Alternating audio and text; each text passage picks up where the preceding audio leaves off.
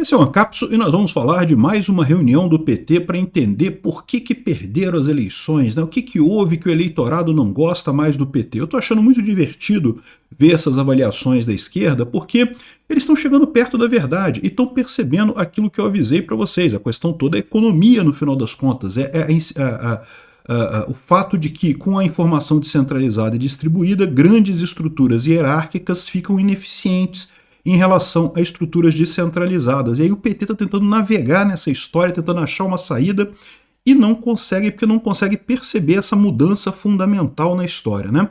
Eu já falei para vocês que eles vão discutir, vão chegar à conclusão de que tem que prender mais bolsonarista, tem que censurar mais as redes sociais e ponto final, mas isso é irrelevante no final das contas. O ponto central aqui é o que eu falo para vocês. Essa eleição de 2024 foi importante por isso, porque marcou o ponto de virada. O pessoal da esquerda percebeu que não é o Bolsonaro, né? Eles achavam que o Bolsonaro era um acidente, um soluço, uma coisa que apareceu ali e que se a gente derrotar o Bolsonaro acabou a direita no Brasil, e eles já se deram conta agora de que não, que o movimento é muito mais forte do que isso, é uma coisa, o movimento de Bolsonaro é um movimento de baixo para cima, das pessoas com sentimento contra o Estado e chegando nisso daí. Vamos entender mais alguns pontos de vista que o pessoal coloca aqui, porque, de novo, a gente vê eles chegando perto da verdade. A questão toda é que eles vão chegar perto da verdade, vão perceber a verdade, só que eles vão perceber que não tem alternativa, porque é justamente a questão do Estado contra o indivíduo. E a esquerda é totalmente pró-Estado, ela acredita num Estado forte, ela acha que o Estado forte vai resolver. Isso já era falso antes, né? A União Soviética desabou por conta disso, né? O Estado já falhava antes quando tentava o planejamento central. Agora, com a informação descentralizada e distribuída, isso ficou ainda mais evidente, né? O Estado, se quiser sobreviver nas próximas décadas, vai ter que reduzir muito de tamanho, porque se tornou uma máquina ineficiente, uma máquina que não entrega resultados para a população. E é isso que o pessoal está percebendo aqui. Essa notícia foi sugerida por DKSeg ANCAP, Note KGB e várias outras pessoas. Obrigado aí ao pessoal que sugeriu notícias lá no nosso site, no visãolibertaria.com, e obrigado a você que está assistindo o nosso vídeo. Se você gosta do nosso conteúdo, por favor, deixe o seu like e se inscreva aqui no canal, né? Pois bem, o PT fez uma conferência sobre os desafios diante da nova realidade brasileira, ou vai fazer, né, uma conferência. Vai fazer em dezembro agora uma conferência para discutir o futuro da legenda diante das mudanças que aconteceram no país. É aquilo que eu falei para vocês, esse pessoal achava que o problema todo era Bolsonaro fazendo disparos em massa de WhatsApp, que aí mudou a cabeça das pessoas magicamente. Isso é uma idiotice, as pessoas não mudam a cabeça por causa de disparo em massa, não é isso. O movimento é muito mais profundo, é muito mais econômico, né, de visão de mundo mesmo. E a esquerda simplesmente está voando nisso. Por quê? Porque eles entendem o mundo na forma de hierarquias, de estruturas hierárquicas e coisa e tal. E isso simplesmente está desabando, está se mostrando ineficiente. Isso afeta eles de duas formas.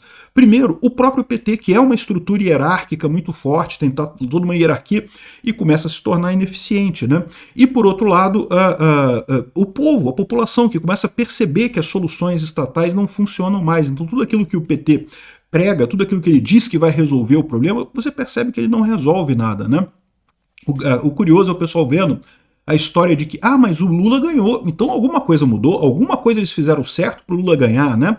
E aí que tá, né? O que eles fizeram certo para o Lula ganhar foi botar o Alexandre de Moraes na presidência do STF, né? O cara foi lá, botou o dedão na balança ali e deu um jeito do Lula ganhar. Foi a imprensa brasileira inteira criticando o Bolsonaro 24 horas por dia, o TSE censurando só a direita sem fazer nada com as fake news da esquerda. Foi um monte de coisa, de proibições e coisas aleatórias que não podia usar, que não sei o que lá, que o Bolsonaro não podia gravar vídeo dentro do Palácio do Planalto. Agora o Boulos já foi lá, gravou vídeo com Lula dentro do Palácio do Planalto, sem problema nenhum. Ou seja, um monte de coisas que realmente forçaram a barra para o Lula ganhar. Aí eles achavam, agora resolveu. Não resolveu não, meu amigo. E o Lula ganhou por um tiquinho, uma nesguinha desse tamanho aqui, né? Ou seja, no final das contas, o principal, que é o corações e mentes dos brasileiros, eles não ganharam não. E eu digo mais para vocês, esse processo está só começando. Se o PT acha que isso reverteu com a eleição do Lula, não reverteu não. Isso mal começou. A eleição do Lula foi como aconteceram várias eleições de esquerda aí pela América Latina, pela Europa e pelos Estados Unidos também com Joe Biden, né?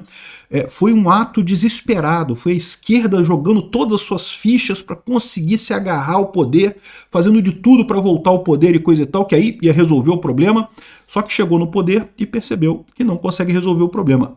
O que vem por aí é muito pior, a esquerda vai... esse processo da esquerda enfraquecer está só começando, a tendência é enfraquecer muito mais, né? Aí tem aqui algumas opiniões aqui de algumas pessoas da esquerda sobre isso, né? O Paulo Galo, que é um cara que botou fogo em alguma coisa aí, eu não sei, fez algum protesto, o cara dos entregadores, alguém de esquerda, né? E ele está muito chateado com o pessoal da esquerda, porque saiu recentemente um livro culpando o pobre de direita e coisa e tal. Ele falou, pô, que absurdo, o erro da esquerda é a esquerda playboy, não o pobre da direita, né? E é o que eu falo para vocês, né? É o que a gente tem visto acontecer realmente, né? A esquerda sobrou justamente a elite aristocrática socialista brasileira. O pessoal riquinho, o pessoal metido a rico, filho de rico, gente com dinheiro que se sente dolorido por algum motivo qualquer, e aí acha que a esquerda vai resolver o problema sem perceber que, na verdade, no fundo, o sentimento do rico de esquerda é manter o status quo, né? Porque a ideia da esquerda é ajudar as pessoas de forma controlada, é ajudar as pessoas com Bolsa Família, com dinheirinho aqui, ou seja, é manter o status quo para crescer todo mundo, né? É isso que a esquerda quer, né?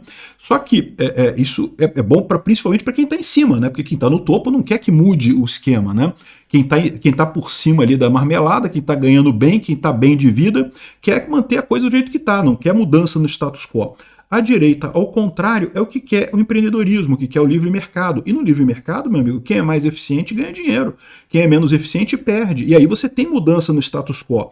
Os artistas da Globo famosos que ganhavam rios de dinheiro, estavam tranquilíssimos da vida, hoje em dia tem gente se dizendo quebrada por aí. Por quê? Porque percebeu que a informação centralizada da Rede Globo não dá mais dinheiro, agora essa pessoa tem que galgar, conquistar dinheiro por conta própria e não consegue chegar a lugar nenhum, né? É o que eu falo para vocês, a esquerda adora se dizer a favor dos pobres. Aliás, é uma coisa que ele fala aqui também, não porque a direita odeia pobre, coisa e tal. Como assim odeia pobre? Que papo é esse? Pô, a maior parte dos pobres é de direita, porque justamente o pessoal vê que o empreendedorismo é você que tem que tirar você dali mesmo. Repara, eles chegam nesse ponto. Ele fala aqui justamente que o grande problema é que os pobres veem que a esquerda, o governo, não resolve os problemas. Por outro lado, eles empreenderem resolve os problemas. Então, ou seja, aí eles vão naturalmente nesse sentido. Toda vez que a esquerda tenta fazer alguma coisa para ajudar os motoboys e coisa e tal, dá errado. Por quê? Porque justamente é o governo colocando sua ineficiência nesse assunto e tentando fazer alguma coisa que no final das contas não consegue fazer, né? Perderam esse pessoal. O pobre naturalmente é de direita, porque ele sabe que o Estado só ferra o pobre. O Estado é um mecanismo de dominação para ajudar a classe rica. É só você ver, todo mundo paga imposto, até o mendigo que compra pinga com dinheiro de esmola, quando ele compra pinga, a pinga tem 60% de imposto. Tudo isso vai para o governo e aí, teoricamente, o governo diz que vai distribuir essa renda. Vai distribuir nada. O governo é ineficiente pra caramba. Fica com os funcionários públicos, fica com os amigos do governo, a maior parte desse dinheiro. Então, o governo não distribui renda coisíssima nenhuma. O governo concentra a renda. E aí o pobre começa a perceber isso, que é uma roubada acreditar no governo. É melhor você ir para outro caminho, né? Aqui, essa entrevista do Edinho Silva é bem interessante. O Edinho Silva ele consegue ver a coisa bem no sentido correto. Olha só algumas coisas que ele fala aqui. Ó. Há um crescimento da direita que não é novo e se dá no mundo inteiro, desde a crise de 2008. E eu também venho falando isso. Esse movimento não é um movimento no Brasil, é um movimento mundial. E por que é mundial? Porque é informação descentralizada, é o custo, o barateamento do custo da informação. No Brasil, ela ganhou força com as manifestações de junho de 2013, que mudaram a correlação de forças. É uma direita que se mobiliza nas ruas e nas redes, com grande capacidade de organização. Por que eles chamam isso de grande capacidade de organização? Porque eles, na esquerda, estavam acostumados a se organizar de forma hierárquica. Era o diretório do partido que convocava os sindicatos, que cada sindicato convocava os grêmios estudantis, que convocavam não sei o que lá, fazer aquela mobilização hierárquica para, por exemplo, fazer uma manifestação. Gente, era assim que era antes. Como é que você fazia uma manifestação? Como é que você avisava as pessoas? A rede de televisão não vai te avisar, não vai fazer propaganda da sua manifestação.